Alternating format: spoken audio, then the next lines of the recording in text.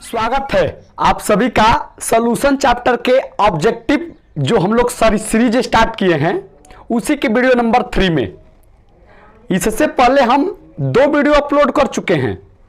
आपको हम एक ऑब्जेक्टिव क्वेश्चन हल करवा रहे हैं। कम से कम हम लोग 150 प्रश्नों का टारगेट रखे हैं। ऑब्जेक्टिव 150 प्रश्नों का टारगेट रखे हैं। अगर इन 150 प्रश्नों को आप अपना बना ले रहे हैं, अगर आप इस पर कमांड कर ले रहे हैं, तो भैया सॉल्यूशन चैप्टर से ये गारंटी मानकर चलिएगा कि एक भी क्वेश्चन छूटने वाला नहीं है। क्योंकि देगा कहां से भैया, एक चैप्टर में 150 ऑब्जेक्टिव प्रश्नों को तैयार करके अपना बना लेना और उसे कंठस्थ कर लेना, उसके एक एक कड़ी को समझ ले रहे हैं, एक एक पॉइंटों को समझ ले रहे हैं, याद न करके कंसेप्टों को समझ ले रहे हैं, तो भैया देगा कहां से वो क्वेश्चन बनाएगा? पैदा तो क्वेश्चन करेगा नहीं, ये यही क्वेश्चन में देगा। तो आप ऐसे ही तैयारी करिए। आइए बढ़ते हैं, पढ़ते हैं क्वेश्चन और उत्तर देने का प्रयास करते हैं। हम दोनों लोग मिलकर उत्तर देंगे। हम केवल देते रहें ये कैसे होगा? आपको भी अपना दायित्व तो समझना पड़ेगा और उत्तर के लिए तैयार रहना पड़ेगा। क्वेश्चन पढ़ रहे हैं, देखिएगा। क्वेश्चन है 21 नंबर प्रश्न। 20 प्रश्न अपलोड कर चुके हैं। जाइए देखिए भैया उन 20 प्रश्नों को। एक घोल जिसका परासरण दाब 300 के पर 0.0821 वायुमंडल है, एटीएम है, इस घोल का सांद्रण क्या होगा? भैया ओसोमेटिक प्रेशर दे दिया, तापमान दे दिया और हमसे भैया क्या पूछ लिया गया, उस विलयन का सांद्रता क्या है।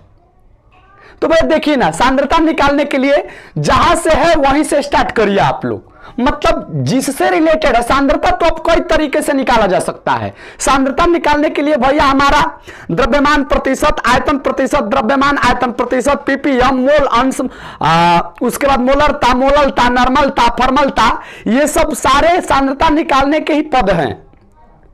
लेकिन भैया ये सारे पद इस प्रश्न पर लागू नहीं होंगे, इससे नहीं निकाला जाएगा, क्योंकि यह प्रश्न भैया ऑटोमेटिक प्रेशर से रिलेटेड है। तो वहां से आप उसी से संबंधित आप वही वाला फॉर्मूला यूज करिए जो भैया हमारा परासरण दाब का होता है।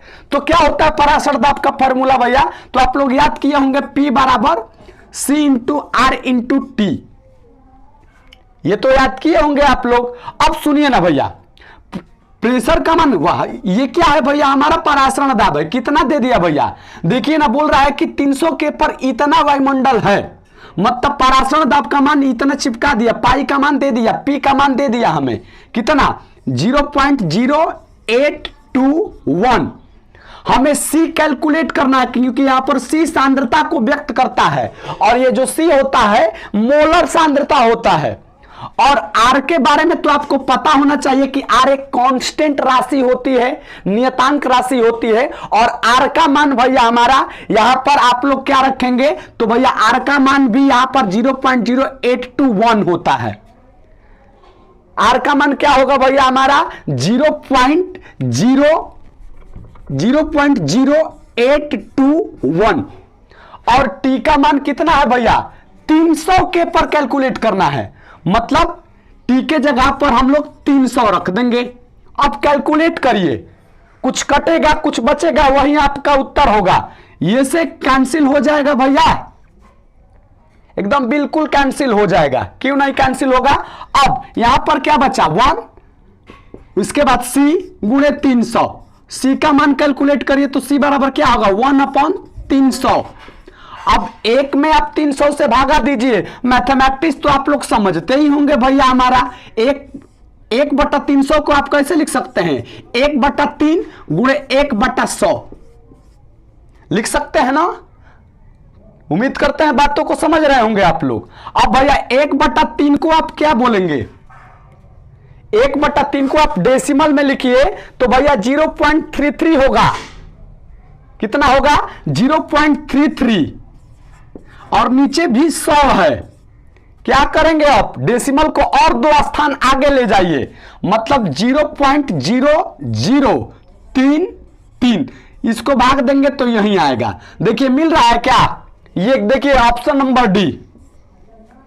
आपको कैलकुलेट करना नहीं सीखना है, यहां पर हम कैलकुलेट थोड़ी सिखा रहे हैं आपको, तो यहां पर यह सीखना था कि मोलर सांद्रता कैसे निकालेंगे अगर ओसोमेटिक प्रेशर दे दिया जाए, तो अगर परासरण दाब दे दिया जाए तो सांद्रता कैसे निकालेंगे। भैया याद कर लीजिए, P बराबर C into R into T, R के जगह पर फिक्स कर लीजिए कि 0.0821 रखेंगे, ठीक है ना भैया। टेम्परेचर तापमान जो है, तापमान दिया रहेगा क्वेश्चन में, ओसोमेटिक मतलब यहां पर 4 गो पद है भैया हमारा, 4 गो पद में से क्या होगा, ये तो भैया फिक्स होगा, इसके बारे में छोड़िए ना। 3 गो पद है, एक P एक C एक T, तीनों में से क्या करेगा, 2 दे देगा आपको और तीसरा पूछ लेगा आपसे, 2 दे देगा और कोई एक तीसरा पूछ लेगा, मतलब C और T दे देगा, आपसे P पूछा जा सकता है भैया, P और C दे देगा, आपसे T पूछा जा सकता है। तो आप इसी फॉर्मूला का यूज करिएगा, लगाइएगा। उम्मीद करते हैं बातों को समझ गए होंगे आप लोग। अगला क्वेश्चन है कि किसके लिए हिमांक का अवनमन अधिक होगा। ये 4 सॉल्यूशन दिया गया है भैया, 4 दिया गया है, 4 पदार्थ स्पीसीज, 4 स्पीसीज प्रोवाइड कराया गया हमें, एक NaCl, यूरिया, ग्लूकोज, K2SO4। पूछ रहा है कि किसके लिए हिमांक का अवनमन अधिक होगा। भैया बार बार हम बोल रहे हैं, ऐसे प्रश्न आ रहा है, कई प्रश्न आ गए हमारे सामने, इससे पीछे वाली वीडियो में जाकर देखिए, हम ऐसे प्रश्नों को हल करने के लिए तरीका बताए हैं, बार बार एक ही तरीका नहीं बताएंगे। अब अगर ऐसा प्रश्न आ जा रहा है परासरण अणुसंख्य गुणधर्म से संबंधित कि किसका अणुसंख्य गुणधर्म ज्यादा होगा, किसका कम होगा, तो भैया ये एक प्रकार का हिमांक का अवनमन अणुसंख्य गुणधर्म है। परासरण दाब भी हो सकता है, क्वथनांक का उन्नयन भी हो सकता है, वाष्प दाब का अपेक्षिक अवनमन भी हो सकता है। अगर चारों से संबंधित प्रश्न आ जा रहे हैं तो भैया सबसे पहले दिमाग में यही बैठाइए कि किसमें कण की संख्या ज्यादा है।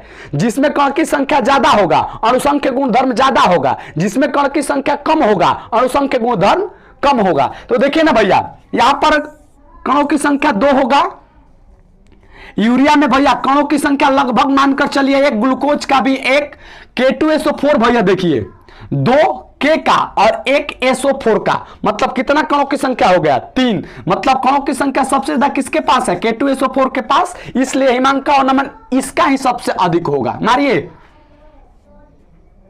अगले प्रश्न पर चलिए। HCl एवं H2O के स्थिर क्वाथी मिश्रण में होगा 48% HCl, 222% HCl, 36% HCl की 20.2% HCl।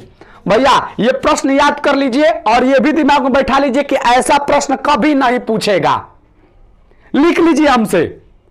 डाटा वाला प्रश्न भैया, जो डाटा भैया एक किताब में अलग दिया रहेगा, दूसरे किताब में अलग दिया रहेगा, कभी नहीं पूछेगा। लेकिन हमको यहां पर याद है, तो भैया यहां पर HCl और H2O के स्थिर क्वाथी मिश्रण है भैया हमारा 20.2% HCl होता है। कई कई किताबों में भैया 20.3% भी लिख रहा है।